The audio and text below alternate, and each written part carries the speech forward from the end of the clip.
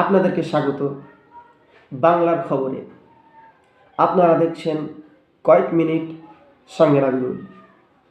এই মুহূর্তে সবচেয়ে বড় খবর, গতকালকে অনুষ্ঠিত হয়েছিল এক friendly cricket challenging match sir Obaidul ও নাবিরুল হকের মাঝে। নাবিরুল হকের জন্য স্যার ওবায়দুল লক্ষ্য রেখেছিলেন 1 ওভারে 18 রান, যাতে নাবিরুল হক ব্যর্থ হয়েছে এবং সে ম্যাচটি হেরে গিয়েছে।